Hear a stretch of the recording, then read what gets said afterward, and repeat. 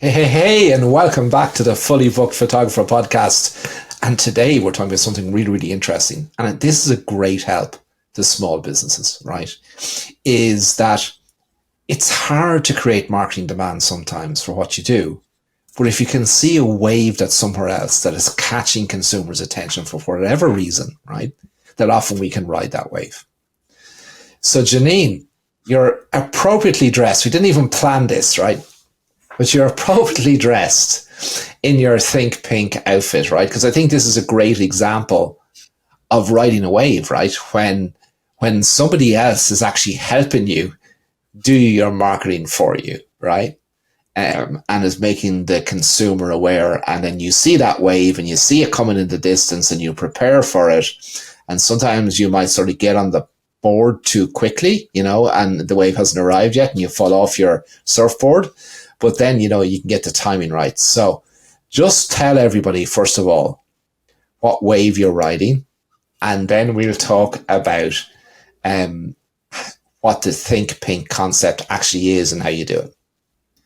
Okay, so obviously, since I'm wearing all pink today is we're filming this podcast, we're recording this podcast on the movie release weekend of the Barbie movie, the new Barbie movie. So earlier this year, when I always look at the movie release dates that are coming out and to try and get an idea of what's coming in the pipeline and what's happening.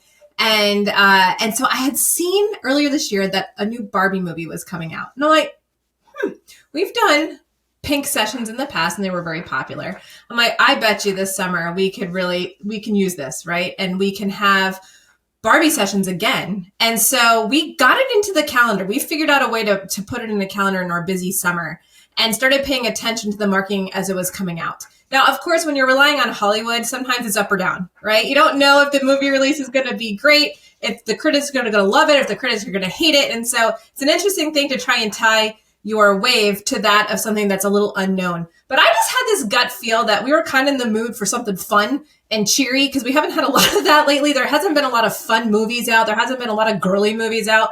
And everything's just been very action. And so I was like, you know what? I'm going to plan for this.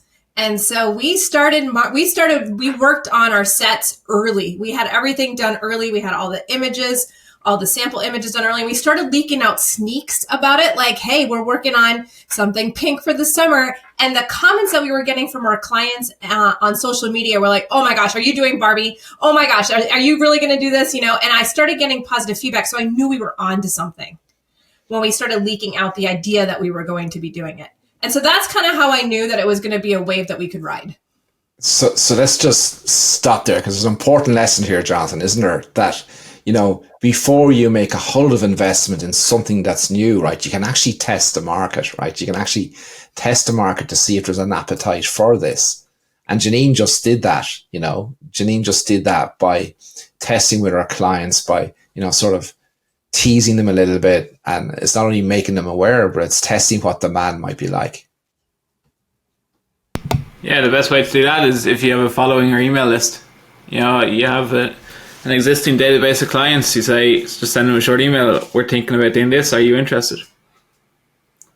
Yeah, and you can build a landing page, can't you, to bring them to, and be one of the special ones to pre-register for when it's released. I plan to do that for the upcoming book release. Yeah, I'm going to do that. Absolutely. Be an insider. Be an insider, exactly. So Jeanine, you brought your clients to be insiders into this Think Pink, right? So just tell us about how you went about then marketing. So once you knew that this is going to be a winner, right? From the comments from your social media leaks, like what was the next step? So the next step we took was marketing to our existing clients. And so we did we're releasing dates over the summer where we're going to do our Think Pink portrait experiences.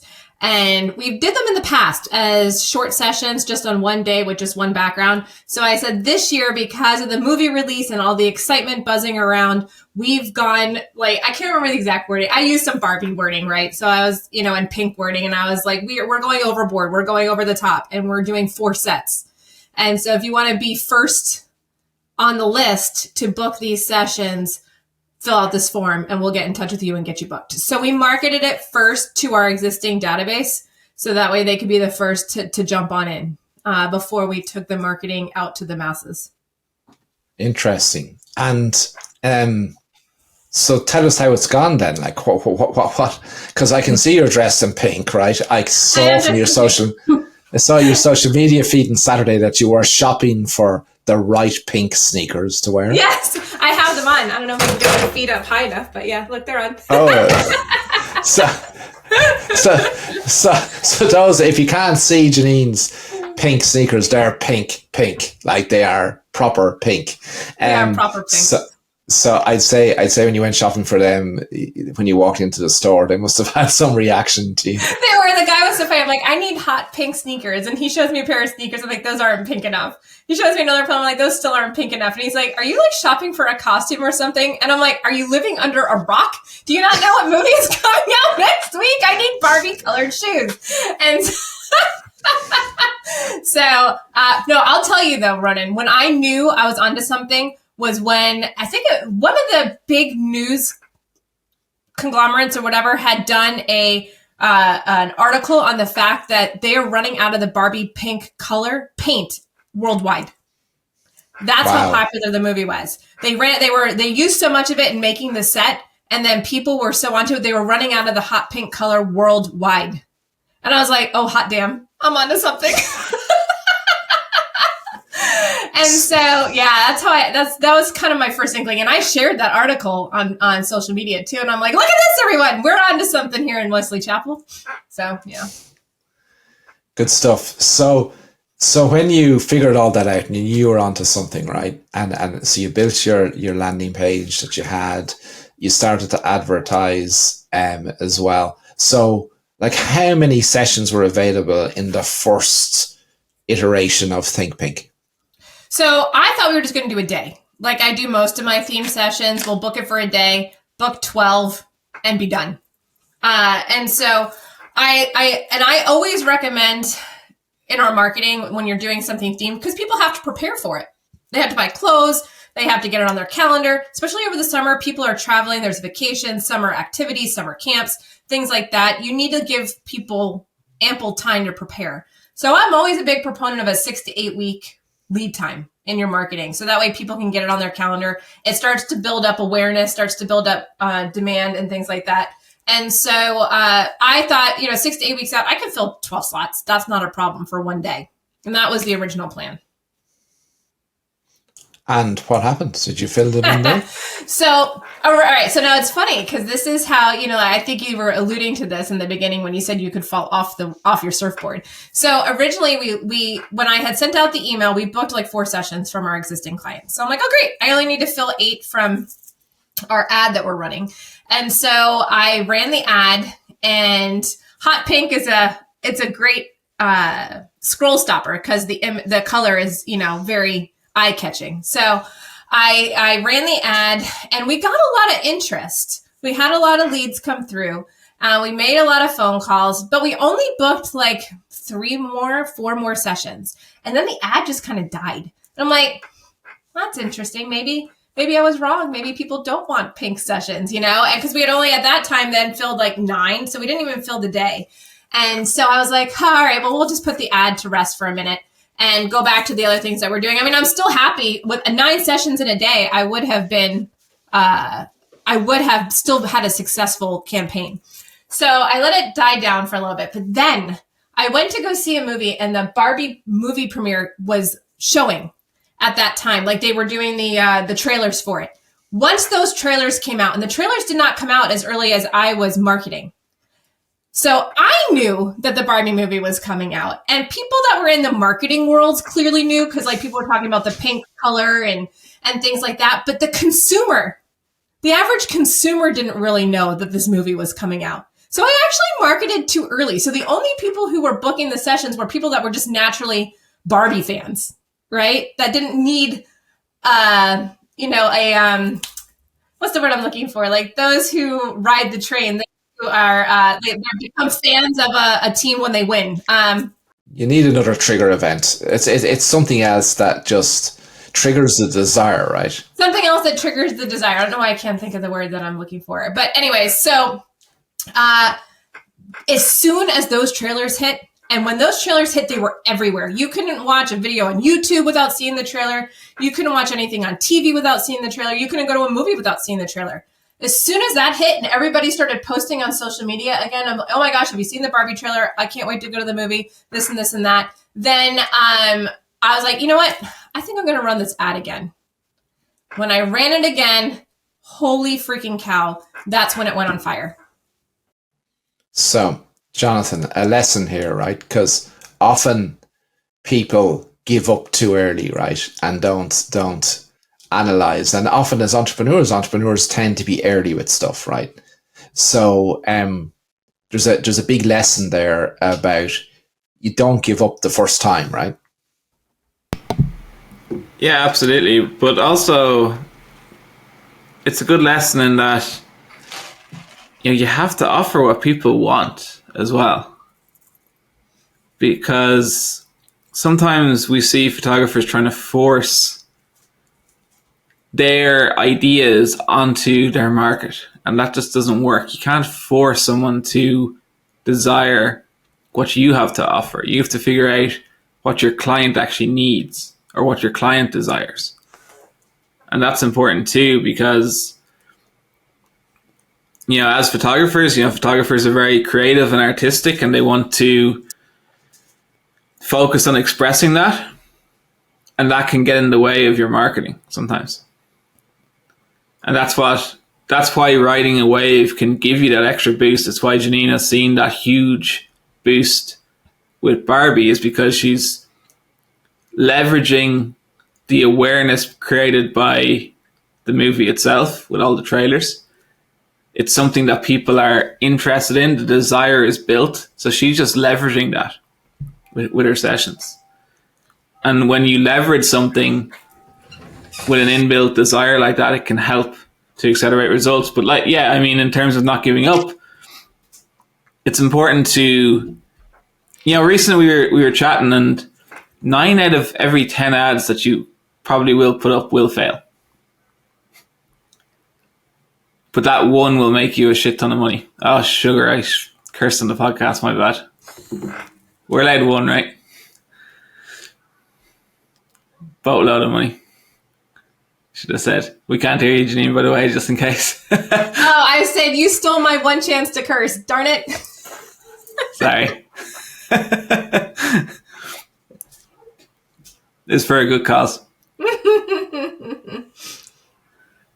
So, Ronan, what's your experience of riding waves? I know you're not a surfer, but... I'd love to be a surfer. It's something I've always wanted to do, but I just don't live close enough to the sea. That's my excuse anyway. But I love the water. Love the water. Used to canoe and kayak and all that stuff when I was younger, so I love it.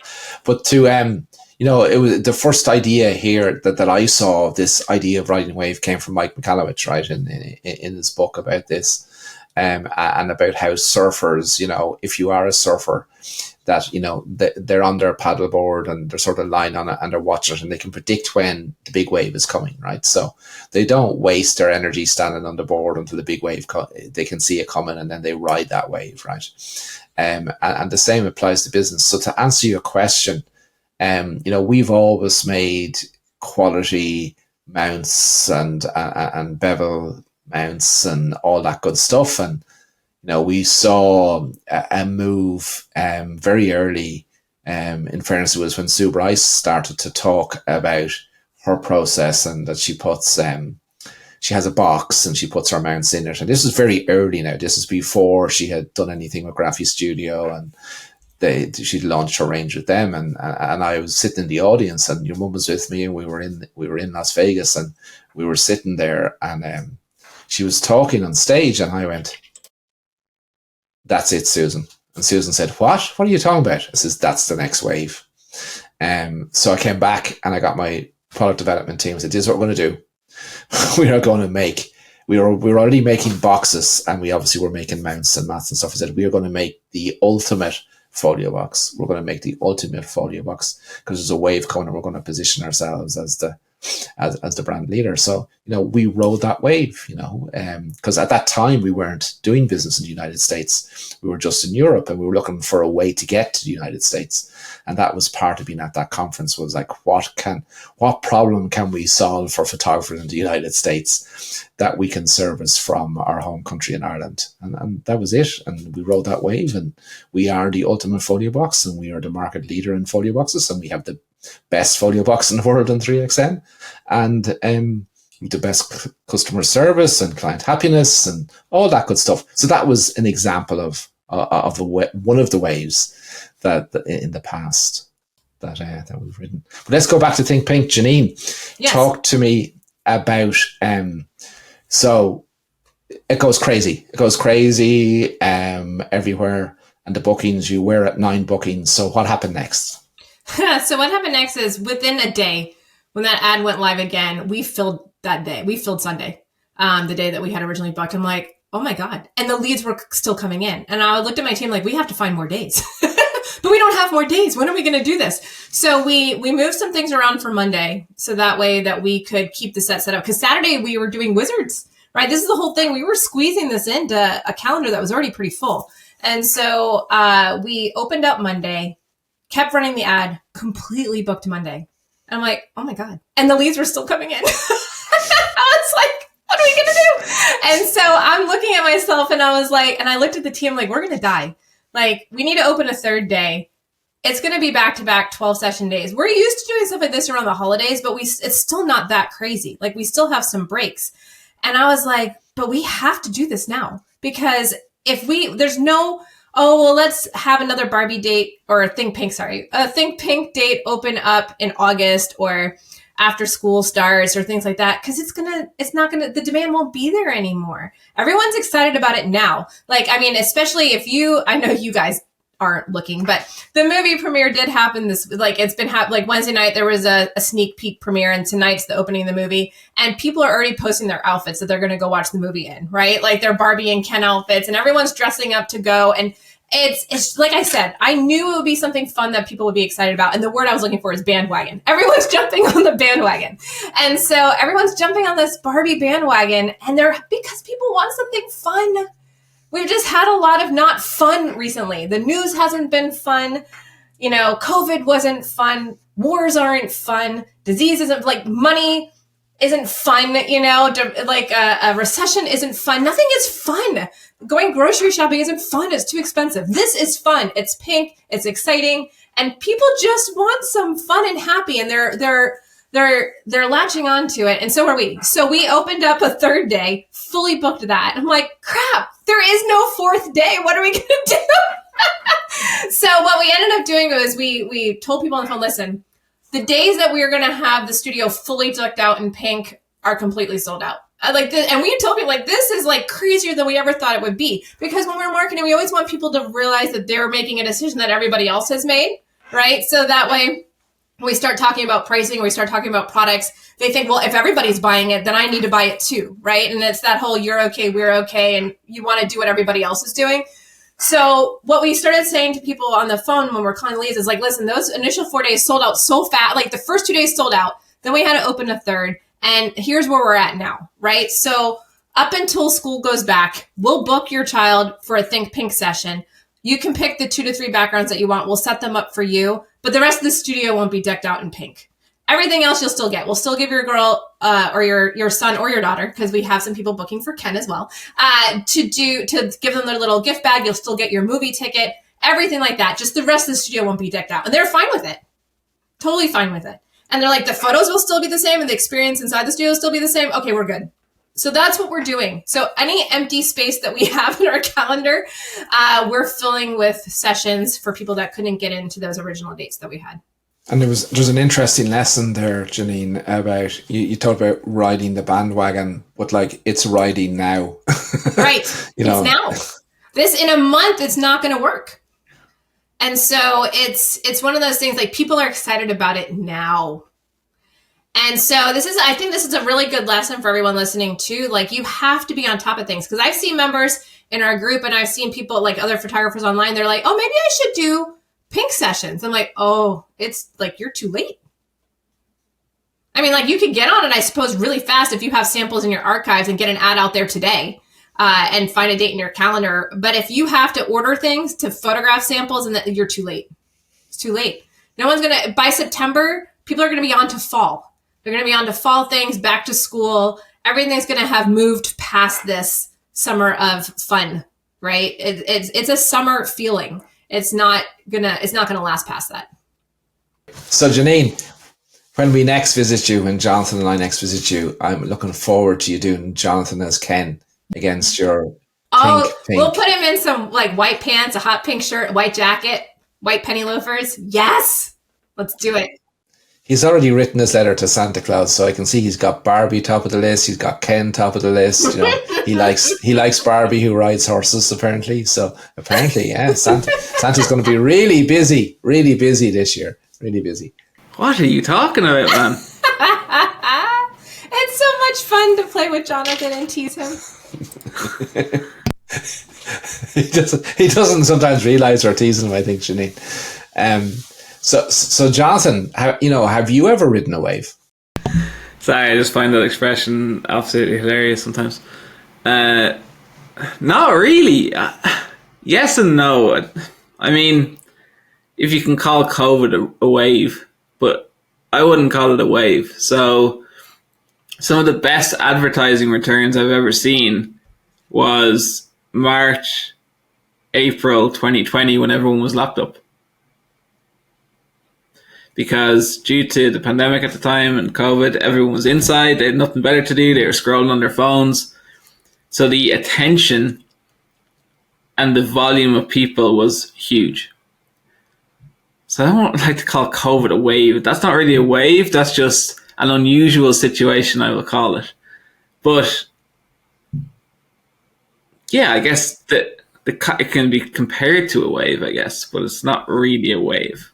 It does link to this in some ways in terms of, because as you said, people had nothing else to do, so they were watching their phones. So, the brands had the eyeballs of the consumer because the consumer had nothing else to do.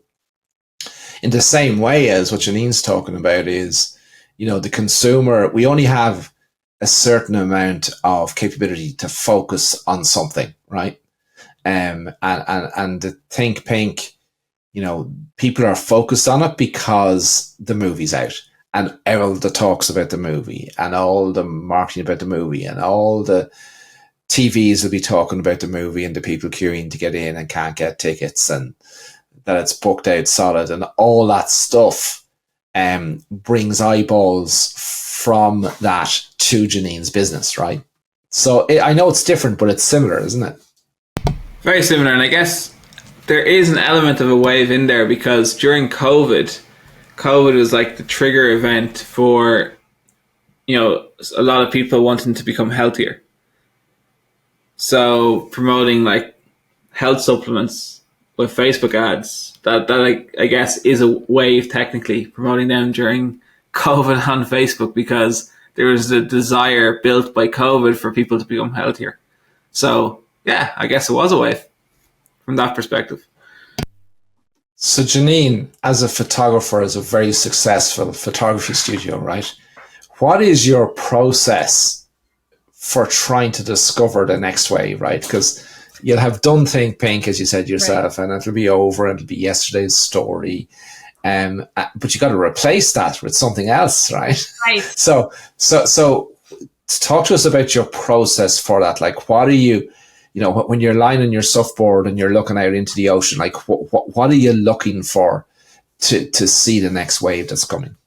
So for me, obviously, I first you have to know your ideal client, right? So my ideal client, I know the age, female between the ages of 35 and 45 with young children under the age of 10. So I know who they are. If my ideal client was a man, Think Pink sessions would not be what I was going for, right? I would be looking. So you have to, the first step is understanding your client, understanding what's going to grab their attention, and then figuring out where you can look for that. And so honestly, Hollywood is where I do look first.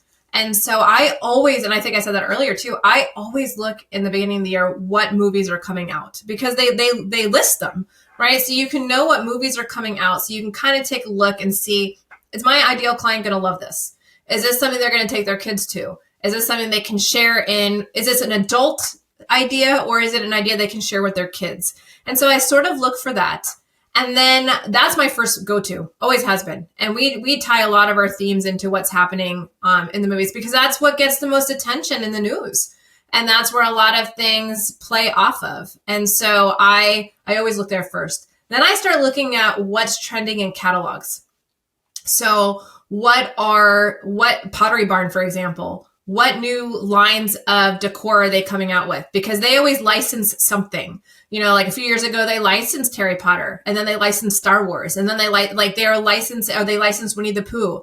And so when basically I try and look at people who have huge marketing budgets to market to the masses. So they are basically doing the marketing for me to create that demand. Like you said, it's next to impossible. If you ever watch Shark Tank, that's one of the biggest things. Like, you can't create demand without a huge budget. And none of us have the budget of a Coca-Cola or a Nike or things like that. So someone else has to create that demand for you. And so who can do that? You know, who can move your ideal client into a specific direction? I also pay attention on Pinterest for trends that are going. I look at Instagram, Facebook, where my ideal clients are hanging out, but that's pretty narrow as far as timing, right? Because that's in the now. And as you know, as marketers, we have to be before the now. So you gotta almost have to have that crystal ball, like, okay, here's everything coming out. What do I think people are going to latch onto? And then tease it out there and see if there is going to be an interest and go with that. So that's kind of how I do that. Starting, trying to see what's coming down the line, what's going to be popular, what people are latching onto. Sometimes it can be with concerts and music too. So you just got to kind of see what's going to be big and what's going to be out there, and then figure out if it's something you can even turn into something related to your business to be able to market with it. And it might not even be marketing a specific session. It could be using that idea in your own marketing, right? So, or a way to connect with your clients. I'll give you a great example on that. So Taylor Swift, there's not really a way for me to do a Taylor Swift session. Although I guess I could do like little country music stars or something like that, but she's a pop music star now. But what I did do is I knew it was a way for me to relate to my ideal clients. So I did a lot of posting about me taking my daughter to the Taylor Swift concert, the struggle in buying the tickets, right? So that was a whole, I'm okay, you're okay. Like, oh, she's just like us, right? So Jeanine is just like us, struggling to try and get these tickets. It reminds them that I'm one of them. I'm their photographer, but I have a teenage daughter and I am one of them. And we're going through these struggles in life together of trying to get these tickets for our kids. And then the joys of taking your normally teenager who isn't impressed with much to a concert that she's in love with, and you share in that memory together. And so the day of the concert, I was posting like, hey moms, don't forget, get that photo with your daughter if you're going to be at the concert tonight, because these are memories you're going to cherish forever. So whereas it's not something I could actually use in the studio, I did ride that wave with the marketing and the buzz around the concert to try and get that concept that as a small local business, we share the same struggles as everyone else and the same joys, and still carrying through my message that we have to cherish the magic of childhood, even through teenage years, to capture those memories with our kids, right? So you can use the waves of what's happening around you in multiple ways, whether it be a session you're using or in your marketing. Does that make sense? It does, Jeanine. But you said it very important, because I'm sure there's some photographers to say, oh, we need to do Think Pink. That's not what we're saying here. just so people are clear, because you mentioned that, it has to be around your ideal client. That's where you're starting with. Your ideal client is a professional mom with young children, who wants to celebrate special moments with them and capture those, that they decorate their home with those, and it changes on a regular basis. So I think that's a critical point too, right? It is critical. That you don't just latch on to something that's not you and that's not your ideal client. No, it's very true. And you have to, like, oh my goodness, I'm not going to bring up brand names right now because I don't want to turn this into a controversial podcast. But it is so obvious when a national brand doesn't understand their ideal client, and they try and market to something that's not their ideal client, and it falls flat to the point of them getting boycotted. And so it's very interesting to me to see companies that probably have Harvard Duke, Stanford, graduated MBA people running their marketing campaigns making basic mistakes. And so I never want our members, our listeners, our photographers to make those mistakes. You have to understand your ideal client. If you photograph high school senior boys, you would never do a Think Pink session, right? If you're doing athletes, you need to find out what's going to be working in the athlete, like what is hot for athletes, what's going to make them want to come in for a session. What are you going to use to market to them? So you have to understand your ideal client, what makes them tick, what they love, right? If I knew let's say personally, I love Taylor Swift. My daughter loves Taylor Swift. But if my ideal clients weren't Taylor Swift fans, I wouldn't post about that. Why would I? Then it would be bad. Then, so, you gotta truly get inside. And honestly, it's funny because I do curate my personal social media accounts too, because my ideal clients are there. Like a lot of my ideal clients are my friends. They've become friends over the years. And so I have to be sort of on brand, even with my kids and the stuff that I post personally all the time. And you have to be careful of that. And so you can ride, but yeah, you really have to understand your ideal client and be in their head and market to that only, not to someone else's ideal client, because you'll get into trouble. It'll either fall flat or people will end up not liking you. Yeah. So, Jonathan, you look like you have something there you want to say. I was going to say something really controversial, but I'm not sure we have the time for me to say it. Oh, gosh. He's going to tease us now, Jeanine, by saying he was going to say something controversial and he's not going to say there's something controversial. I know, right? Did you like how I skirted around the controversy and just... Controversy is a great marketing tip. Yeah. Yeah. So I think, guys, what we're saying is, identify the way, but it has to be the right way for you. Has to be the right way. And there is no silver bullets, right? And you got to be true to yourself and you got to put the work in, right, Jonathan and Jeanine, to know who your ideal client is, and do that work. And right. And that's one of the things we help you with at the Fully Booked Photographer. So if you haven't yet done the Fully Booked Photographer 30-day challenge, make sure you do sign up to do that. It's not going to cost you anything but time, but it'll help you work through getting your first campaign live, identifying who your ideal client is, putting marketing in front of them so you too can become fully booked. Jeanine, you wanted to say something. I was going to say, even within our seasonal scenes, you can predict by looking at what people are selling ahead of time. So remember, all your retail marketers are 2 seasons ahead. Right? Everybody complains, you go to Hobby Lobby and Michael's right now and everything out is for Christmas. Well, yeah, because they have to get people prepared. So if you're a smart photographer, a smart person trying to market, you're going to go to these stores now and see what they're selling. So that way, when you're designing and finalizing your holiday scenes, you're finalizing them with what's trending. So last year, I'll give you a great example. I did a gnome set. I did I'll Be Gnome for Christmas. And everyone's like, oh my gosh, how'd you know gnomes were going to be so big? And I'm like, because I was looking. Because and gnomes were everywhere last Christmas, everywhere. And everyone was shocked that I had a gnome set and that I was ready for it. And I'm like, oh yeah, because all the stores in July were already marketing for Christmas gnomes, right? So you can, even things that you're always doing, you just have to be looking. Like, what are the big stores selling? Because that's what your clients are going to be buying. So make sure that you hit that, unless you're doing something nostalgic, and nostalgia always works. But when we're talking about riding a wave, look at what your retail partners are doing out there, and it'll help you even in fine tuning the designs of things that you do every year. Sorry, that was my last tip. Even if Think Pink is not right for you, just join the 30-day challenge, and get ready for the holiday season if that's your thing. But you learn way more than just themes. We're not just with that. We've pet photographers, we've family photographers, high school senior photographers, headshot photographers, you name it, we've got it doing the 30-day challenge. And the principles that we talk about on this particular podcast, this one, can be applied to any business. You just have to figure out how to apply that, and we can help you with that. If you want to hear more from the Fully Booked Photographer team on future podcasts, make sure you hit that subscribe button below, so we can see you on the next one. So from me, and I'm sure the team will say goodbye too. We'll see you soon. Bye for now. Bye, everyone. See you later, guys.